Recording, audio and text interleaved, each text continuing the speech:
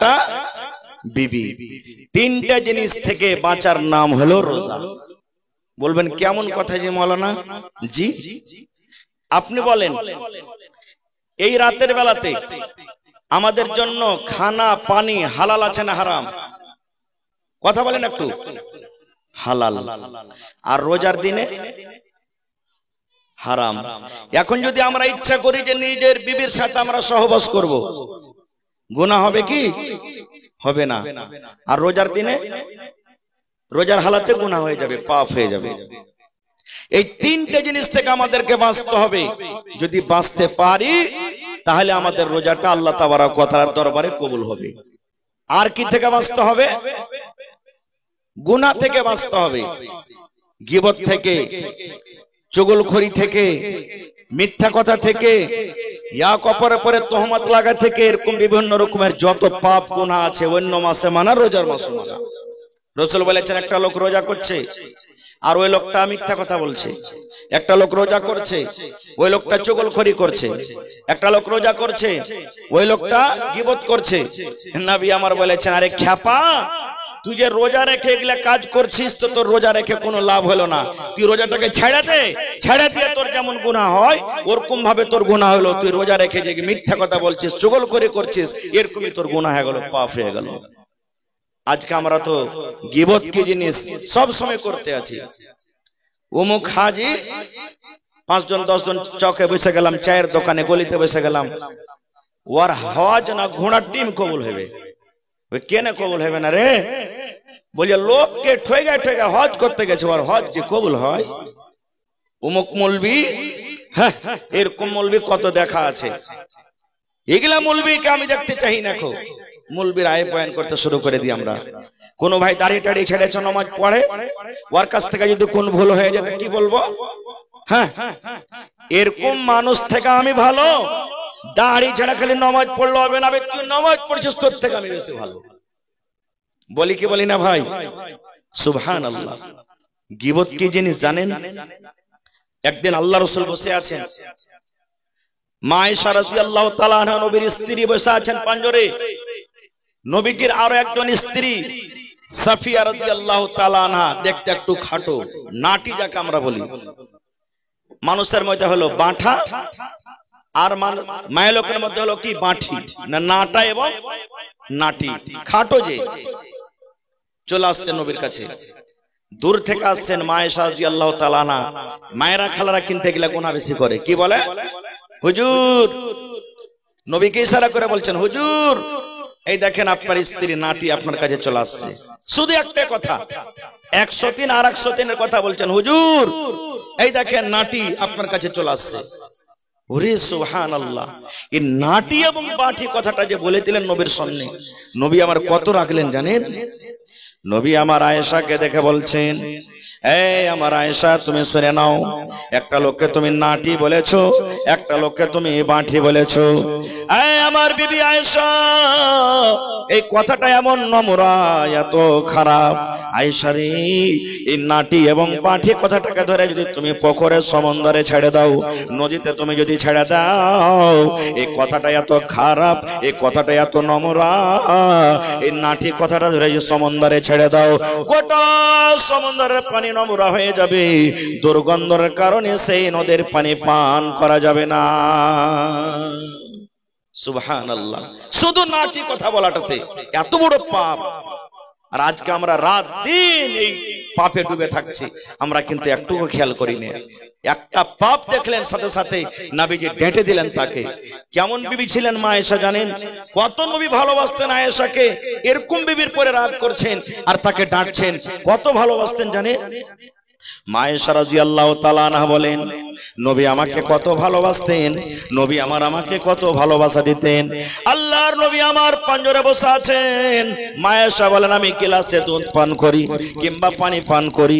এবার পানি পান করতে করতে যখন আমি গ্লাসটাকে যখন আমি রেখে দিলাম, হয়তো গ্লাসে কিছু পানি আছে কিংবা দুধ আছে, নবী আমার পট করে গ্লাসটাকে নিয়ে নিলেন। আর গ্লাসটাকে নেওয়ার পর মা আয়েশা বলেন, যে জায়গাতে আমি আয়েশা মুখ লাগাই ঠোঁট লাগায়ে পানি পান করলাম, আমার নবী আমার ওই মুখ লাগায় জায়গাতে মুখ লাগায় পানি পান করলেন। শুধু তা নয়, মায়েশারও বলেন আমি হাড্ডি চষে চষে খাই, আমি গোশতে কামড় দিয়ে দিয়ে খাই। নবী আমার কিন্তু দেখছেন আমার বিবি আয়েশা গোশতের কোন জায়গাতে মুখ লাগায়ে কামড় দেয়। মায়েশা বলেন ওই পিসটা খেতে খেতে যখন আমি থালাতে রেখে দিলাম, নবী আমার পট করে গিলাস ওই পিসটাকে নিয়ে নিলেন। আমি আয়েশা যে জায়গাতে আমি দাঁত লাগায়ে কামড় দিলাম, আমার নবী ওই জায়গাতে নিজের মুখ লাগায়ে কামড় দিয়ে দিয়ে খা। এরকম ভালোবাসা স্ত্রী, তার কাছ থেকে একটা ভুল হলো, পাপ হলো, নবীজি ডেটে দিলেন। সুবহানাল্লাহ। আর আজকে আমরা কি করছি ভাই, যদি বেটা যদি খুব আদরের হয়, যতই ভুল করুক ঠিক আছে বেটা যা, বিবিকে ভালোবাসি যতই ভুল করুক ঠিক আছে যা, ভাই ভালোবাসি, গ্রামের লোক ভালোবাসে, আমাদের সামনে ভুল করছে ঠিক আছে থাক।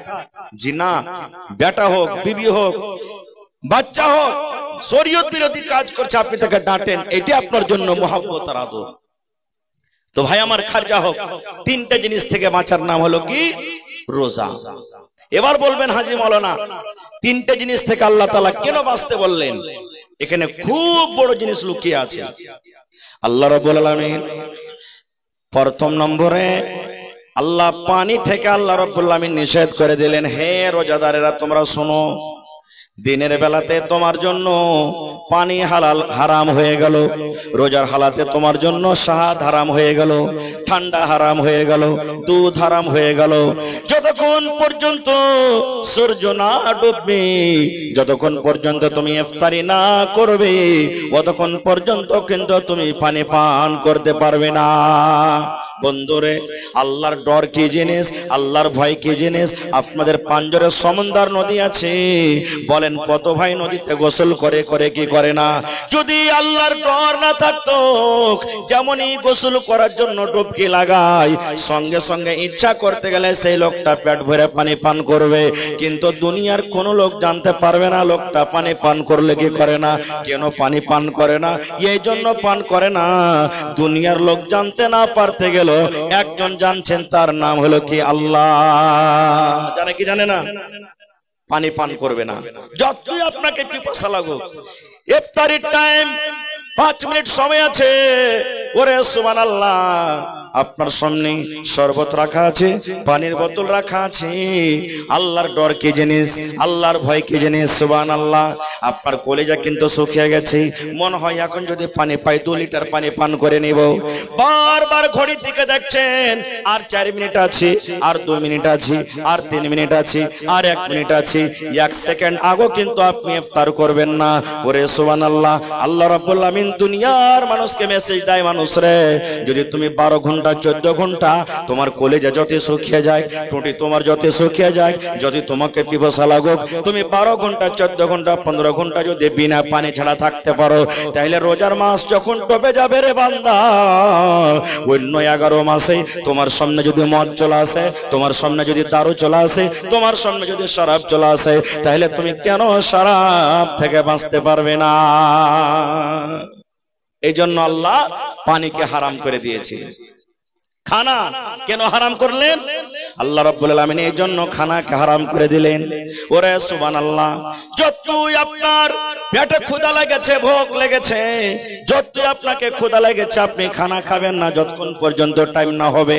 আল্লাহ রাব্বুল আলামিন দুনিয়ার মানুষকে এটা পেগাম দেন, মেসেজ দেন, হ্যাঁ দুনিয়ার মানুষ 1 মাস পর্যন্ত কন্টিনিউ লাগাতার 12 ঘন্টা 14 ঘন্টা 15 ঘন্টা তুমি যদি না খেয়ে থাকতে পারো রে বান্দা, তাহলে রমজান যখন মাস কেটে যাবে, 11 মাস যখন আরো বাঁচবে, তোমার সামনে যদি হারাম খাদ্য চলে আসে, তাহলে তুমি সেই হারাম খানা থেকে কেন বাঁচতে পারবে না?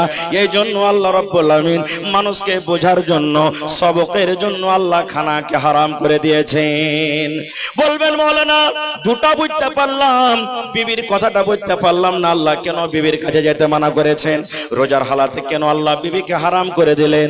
কেন আল্লাহ হারাম করলেন বিবির কাছে যাবে না?